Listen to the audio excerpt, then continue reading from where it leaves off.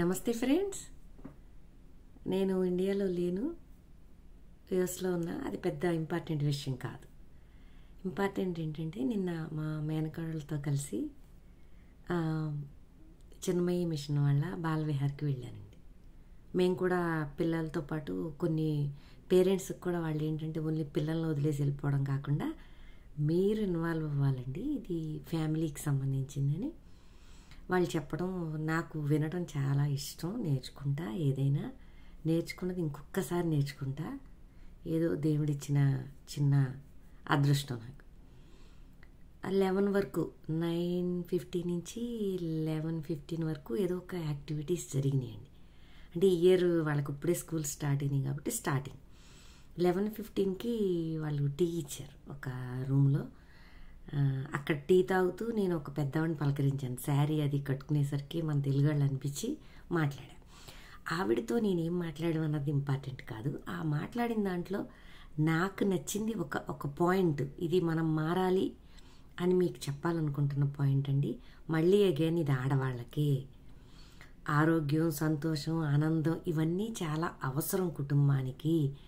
కానీ దాన్ని గోల్గా పెట్టుకుని మన ఆడవాళ్ళము ఇంట్లో పిల్లల్ని, ముఖ్యంగా బలయ్యే భర్తని ఎంత టార్చర్ పెడుతున్నామంటే మనకు అది తెలీదు. అంటే మనం చేస్తుంది కరెక్ట్, ఇదే కరెక్ట్, ఇదే చేయాలి అని చెప్పేసి నేను కూడా పెడతా ఉండుండొచ్చు అప్పుడప్పుడు. అబ్బా దేవుడా మా ఆవిడ లేదని మా ఆయన కూడా అనుకుంటా ఉండుండొచ్చు.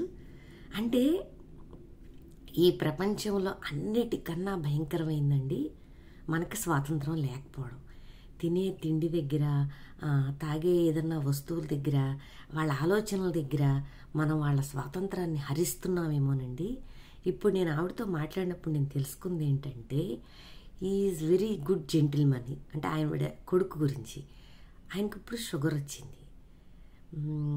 ఒక కూతురు డాక్టర్ చెప్పింది కూడా ఆవిడ వినదు. పెద్ద కూతురు, చిన్న కూతురు జాబ్ చేస్తే ఈ గోల పడలేక, ఇక్కడ ఫ్రీడమ్ ఎక్కువ కదా, మనకే ఎక్కువైపోయింది ఇండియాలో.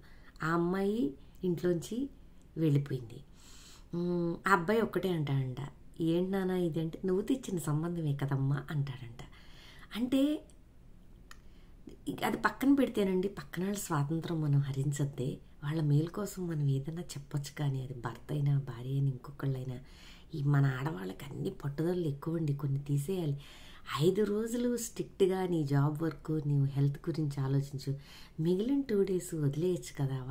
మనమేమి చేసి పెట్టట్లా ఇప్పుడేమి ఇదివరకులాగా.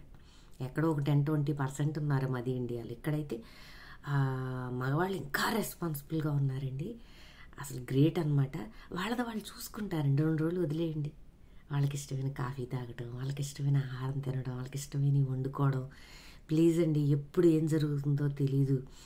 ఏ క్యాన్సర్ వచ్చి నెత్తి మీద పడుతుందో తెలియదు, లేదంటే ఏ యాక్సిడెంట్ అయి చస్తామో తెలియదు. ఎందుకండి ఈ టార్చర్? మనల్ని మనం బంధించుకుని మన ఇంట్లో వాళ్ళ స్వేచ్ఛని హరించి ఏంటిది? ఎందుకు అసలు ఆలోచిస్తే, పుట్టేవాళ్ళు పుడుతుంటారు, పోయేవాళ్ళం పోతుంటాం, మధ్యలో మనం ఏ గెస్ట్లమే కదా ఇక్కడ. ఈ భర్త, ఈ భార్య, ఈ పిల్లలు ఏదో 60-70 ఏళ్ళు, ఇప్పుడు 60-70 ఏళ్ళు కూడా ఉండట్లా మనకి లైఫ్ కదా. హాయిగా ఉందామా, ప్రశాంతంగా ఉందామా, తిండి తినకపోయినా పర్వాలేదండి, ఉండటానికి ఇల్లు పెద్ద బెంజికారులు లేకపోయినా పర్లేదు. కానీ స్వాతంత్రం లేకపోతే మనుషులు నాశనమైపోతారండి, బ్రతుకున్న శవాలుగా అయిపోతారు. ప్లీజ్ దయచేసి మన ఆడవాళ్ళము కొంచెం ఎవరి స్పేస్ వాళ్ళకి ఇద్దాము, ఇంట్లో అయినా అది ఎక్కడైనా. ఓకేనా? ఎవరినైనా హర్ట్ చేస్తే నేనేమి క్షమించమని అడిగే స్థితిలో లేనప్పుడు నా ఇష్టం అండి, నా అభిప్రాయం నేను చెప్తా. వింటేమనండి, లేతే మానేయండి, నా వీడియో చూడటం మానేయండి. ఓకేనా? Thank you.